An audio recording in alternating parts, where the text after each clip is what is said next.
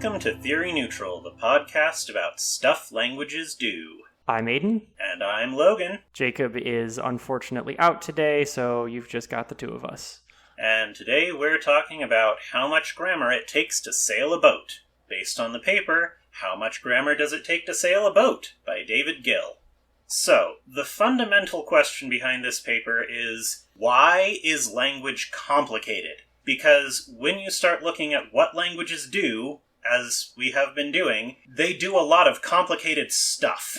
Many people have assumed that linguistic complexity is related to cultural complexity, and we might be tempted to just dismiss that out of hand after observing that that point of view is actually super racist and has been used to justify colonialism and language destruction when used to compare different human cultures. But right in the first paragraph, Gill points out that even if we assume that all human languages and cultures are equally complex, it is still pretty obvious that human languages are more complex than, for example, chimpanzee communication. So, do we need all the complexity of human language to support human culture is actually a reasonable, not necessarily racist question. And Gill is going to science the heck out of it by seeing if he can disprove the hypothesis that complex language is actually required for complex culture. Now, in order to do that, he proposes a new theoretical framework for an extremely basic system of communication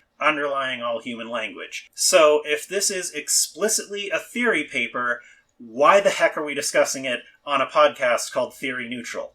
There are two reasons for that.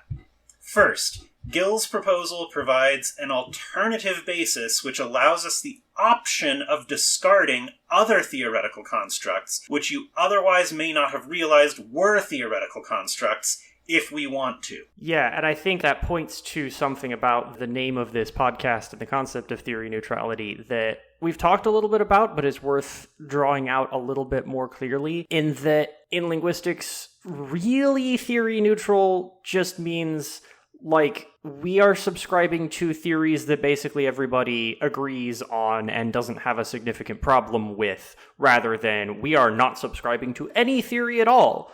Which I think this is a thing in generally in science. Like you have some sort of theory that like everybody accepts because it works dang well and there's no reason to question it and it's worked for hundreds of years.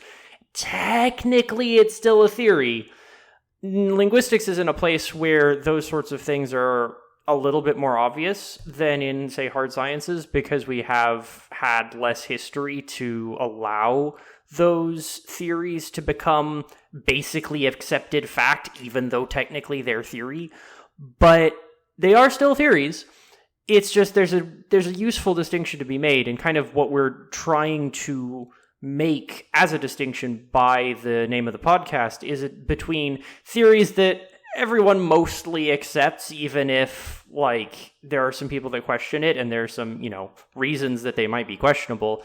They're useful for doing basic linguistics work, and nobody's going to give you flack about using them, versus things that are like, this is a specific theory that we've specifically come up with that makes a bunch of specific predictions, is part of a specific research program, etc., that are a lot less neutral. Which I guess you could take the name of the podcast in kind of more than one way, because it's, on the one hand, it's neutral with regard to theory. On the other hand, it is theories that are regarded as neutral. So either way you take it, it sort of works out that it's not technically not theories, but we're doing our best to just use the ones that are well accepted and considered basically fundamental to linguistics work. It's also important to note that theory doesn't mean not true. There are plenty of theories, as we've just said, that are generally accepted and super useful, and we're not going to discard them because we don't have anything better. But there is a distinction still between the theory and the data. And yes, we want to make sure that we're looking at the data and picking the explanation that fits the data best, not picking the explanation that most aligns with whatever the default analysis is that's popular right now. Exactly. There's a distinction to be made between we're bringing our preconceptions to the data versus we're letting the data speak for itself. Yes. So for an example of letting the data speak for itself, specifically, Aidan, you mentioned back in episode 1 that the ideas of predicate phrases, referential phrases, and headedness felt super basic to language in general, and thus were a good basis for Hengeveld et al. To build their typological theory on. Yes, and I still agree with that, despite this paper's questioning of that idea. But it's useful to look at Gill's work specifically because it challenges that view. And Gill's concept of the IMA, or isolating monocategorial associative language, doesn't actually have any of that. And if you weren't aware of this framework, then you wouldn't be able to then look at data and question, does the data actually support this basic analysis? Which, yeah, it probably does in most cases, but that's still a question that's worth asking. And in fact, Gill has another paper specifically on the IMA model titled Where Does Predication Come From?, where he explores how those supposedly basic features of predication, referential phrases, and headedness can actually arise from simpler concepts. So moving on, another reason to talk about this particular paper, aside from what it makes us think about regarding the status of theory, is that Gill actually has data, and we want to look at the data.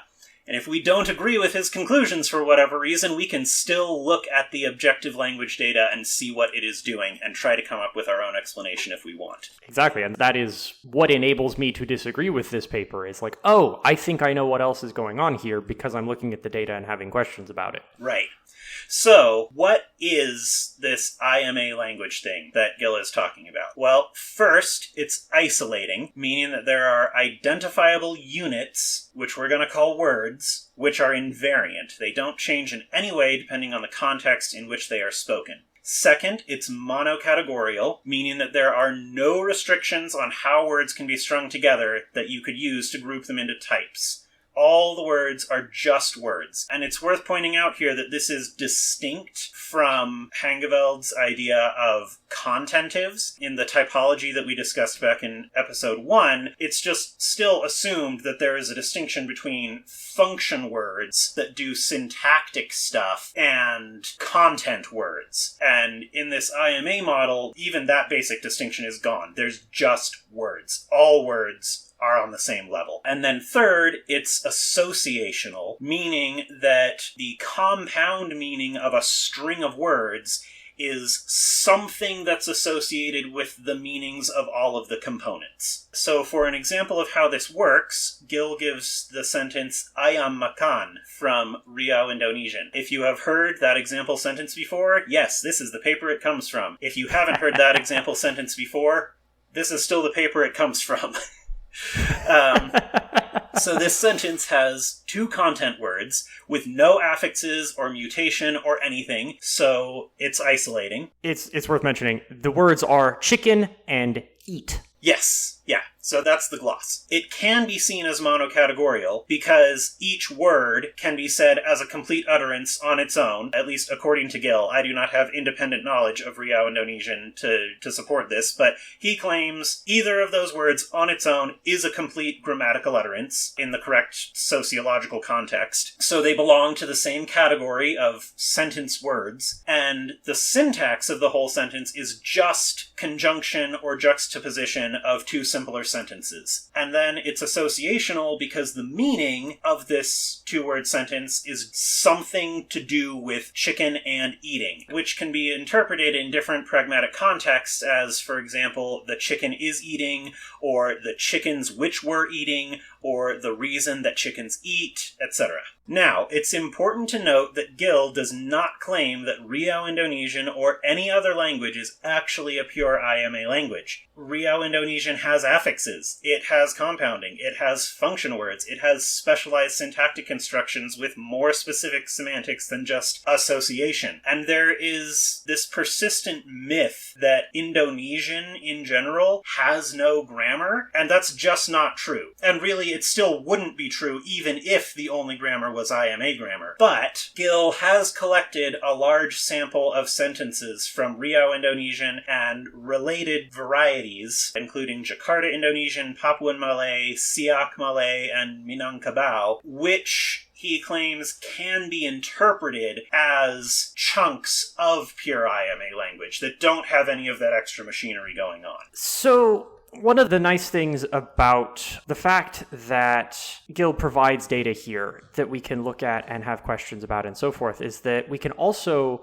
ask questions about what data he is not necessarily including and not necessarily aware of. Specifically, I don't know if I've talked about this on the podcast, but one of my soapboxes, along with Tone, is that a lot of linguistics does not properly recognize the importance of information structure to how language functions. Information structure, you may not have even heard of what this is, which is a terrible failure on the part of linguistics pedagogy, but information structure is the concept of how languages grammatically handle what is new information and what is old information that the new information is being provided about. The primary distinction is between topic and focus, where topic is old information and focus is the new or at issue information that is connected to the topic somehow. We often don't think about these things in Indo-European languages because they're usually like topicality is in a lot of cases handled just by like implication from the fact that the topic is also the subject and is also definite, and set constructions that get at other sorts of ways of doing things, like left dislocation in English, have often historically been dismissed as just colloquial language and nobody's paid attention to them. With the end result is that a lot of linguistics doesn't really take into account information structure things. And I think this is an example where information structure needs to be discussed even if it doesn't end up actually like sinking the whole theory, pun intended. But I think it's actually a serious problem with this because Gill is coming out here with this assertion that a sentence like ayam makan has no further syntactic structure besides we have put two words together and are assuming that the resulting meaning has something to do with the combination of the two of them. And I think that is a premature assumption because every language needs a way to mark topic and mark and focus. And in the basic case, you are going to have a topic and a focus in every sentence. And that simple fact suddenly means that you have much more going on in a sentence than just, there is an association between chicken and eat. It is, if chicken is your topic and you're saying about it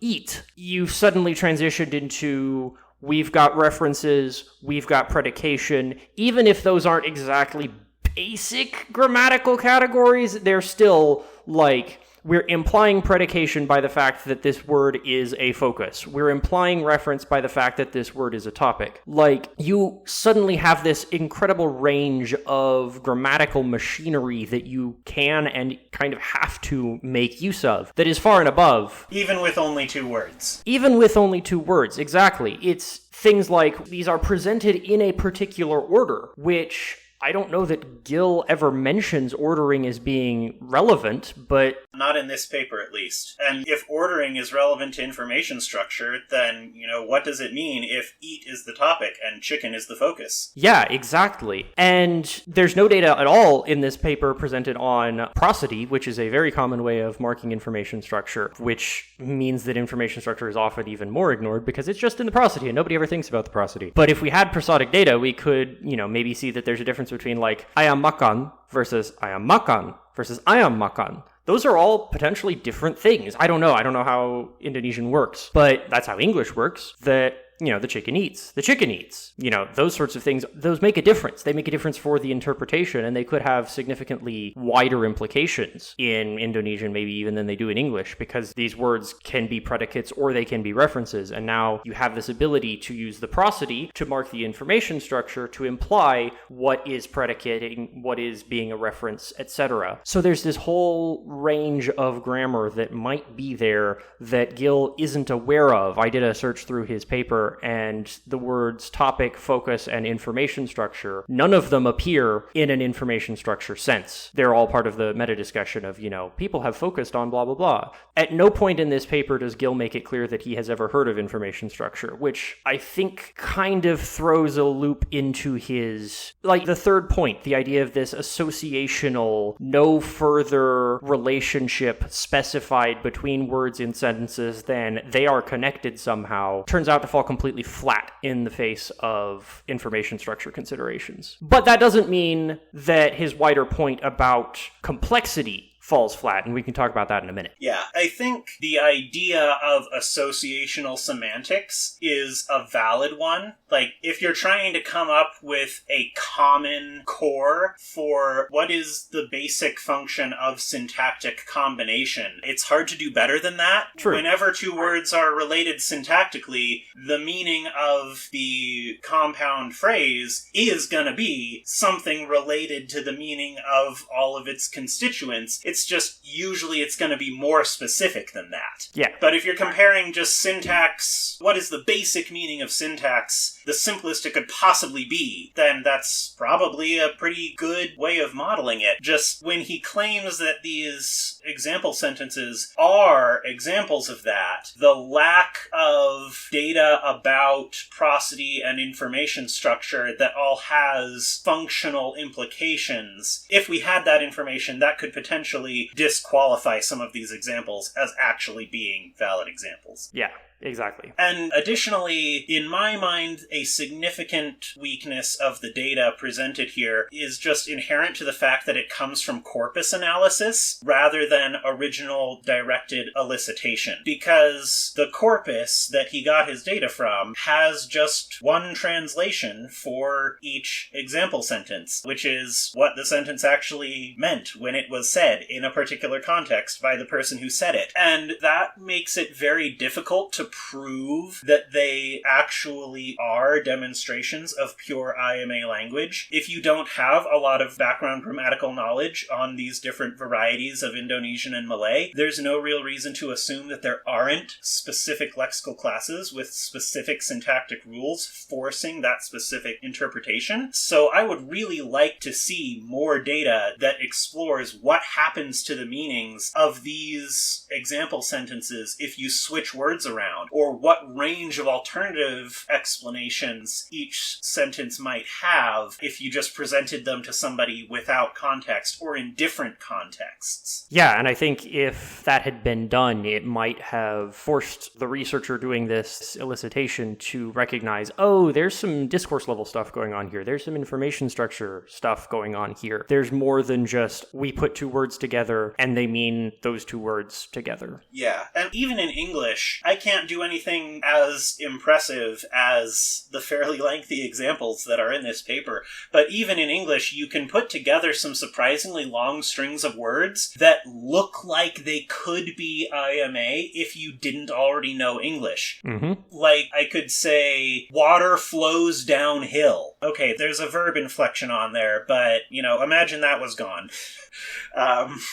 It might work better in Chinese, which doesn't have those verb inflections. But, water runs downhill. Yeah. That's 3 content words, and aside from the inflection suffix, practically no function words. But because I know English, I know that all 3 of those words actually do belong to different syntactic categories, and that there's only one possible interpretation and one way to parse it out because of those lexically specified categories. Yeah. But regardless of how you feel about Gill's specific analysis of the linguistic data, it's still worth discussing the central question that he was doing this analysis to address. And while his arguments might not be as strong as I would like them to be, I think his conclusions about how language is related to social complexity are still valid. And what it basically comes down to is, if you only need IMA language to sail a boat, then you can't make any conclusions about what a language does based on,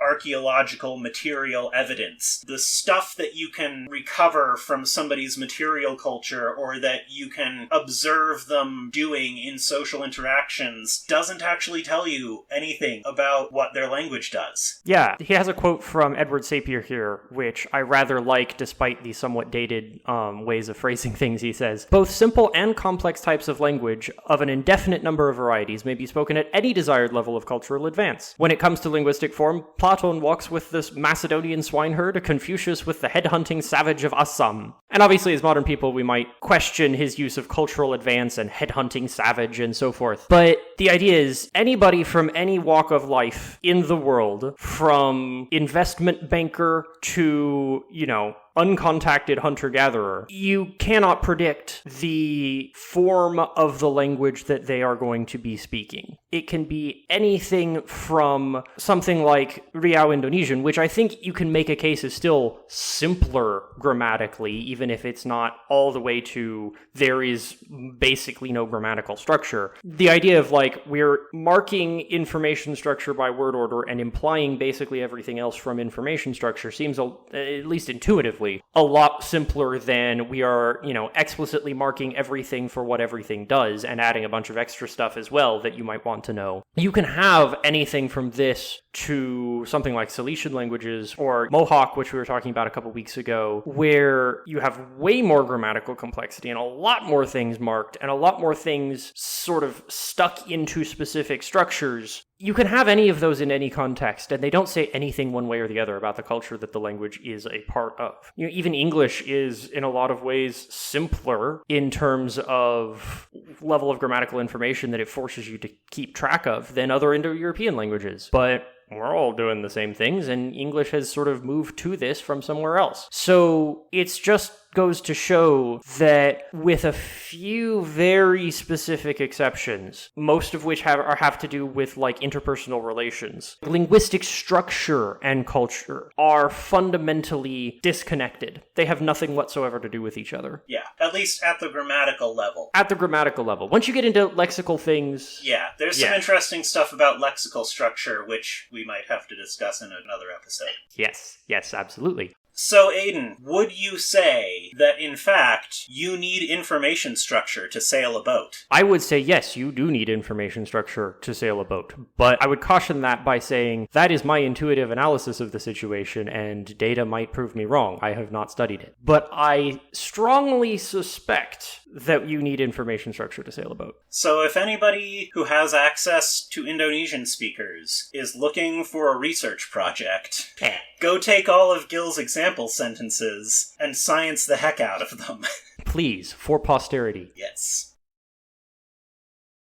Theory Neutral is made possible by our listeners, families, and friends. Follow us on Twitter at theory_neutral, or send us an email at theory.neutral.podcast@gmail.com. Join us next time when we will be discussing serial verb constructions in typological perspective.